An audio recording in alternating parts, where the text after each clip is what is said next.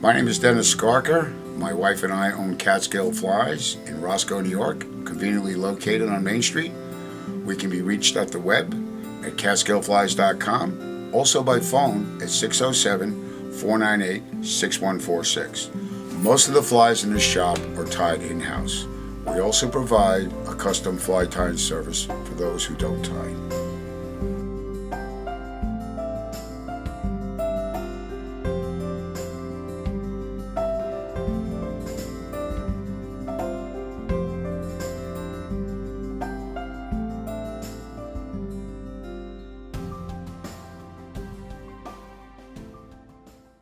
Alright, today we're going to tie a traditional Catskill fly, the March Brown Dry. That's a fly that comes out usually in mid-May. It's a large fly, sporadic daytime emerger, and the fish seem to like it, so here we go. I've got a size 10 standard dry fly hook in the vise. I'm using 8/0 orange thread. I like to start the thread a couple eye lengths behind the hook, behind the eye of the hook, and right about there.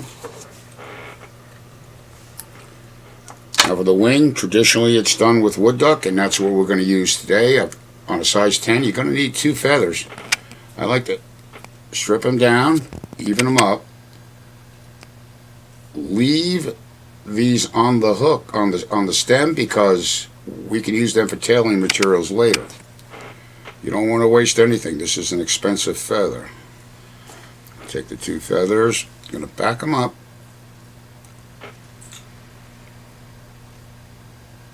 Line them up, make sure the tips are even, as close as you can get.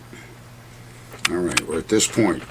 I'll lay this down the length of the hook to include the eye.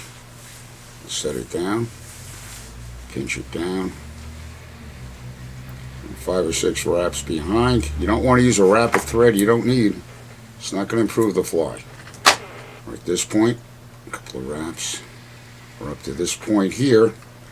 I'll lift up the wing, take 4 or 5 wraps in front. Alright, take my fingers and divide these feathers and try to get them as even as you can. Alright, take a couple of wraps around the back side and a couple of wraps around the base of the feather. Wrap around the back, take a wrap around the front. Same thing, going the other way. Alright. Okay, we're at this point. Now for the tail, I'm going to take a piece of spade feather. And you don't need a lot. You need just a few fibers of good stiff material. Together. Same thing, we're going to put them the length of the hook. We want the wing and the tail to be equal in length. Stop the thread right about at the eye of the hook. We'll lay this down, come up around over the top, and there we go. There's our tail. Try to have nice, smooth thread wraps. It'll make the body go a lot easier if you're nice and smooth with the thread. 1 wrap behind, and we're like that. At this point, we're like this. I like to wax my thread. It's a personal choice. I think it makes a more durable fly. For the dubbing, this fly is tied with Chanish fox fur. And we're using fox fur, but I've mixed a little yellow into it because I think it better represents the fly, or the bug, so to speak. Alright. Just come on. Right up the pony. Take your time, there's never in a hurry. Here we go. Right about that point there. Now, a moment on the hackle. Let's talk about hackle a second. When you go into your local fly shop, you're going to find the necks look like this. To make sure you've got a good feather, take them out of the bag. You don't have to bend the cardboard. Take a feather, bend it back, look down the feather. If it shows 1 row of barbs, that's a good feather. If it shows 2, it's twisting. Put it back. Twisting feathers don't work. So we've got a ginger and a grizzly. Now, people often ask, what feather do you wrap first, the grizzly or the ginger or what? Well, in this case, we're going to wind the feather with the thickest stem first. This way, it won't splay the other feather around. If you go the other way and wind the fattest feather last, you may have a problem with hackle going in all directions.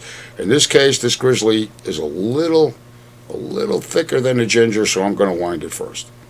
If I had my choice and they were both equal, I'd probably wrap the ginger first. Okay, we're up to this point here. You can chip this off first, or you can let it go later. I usually let it go later. I'm going to reach in here and cut that bad boy off.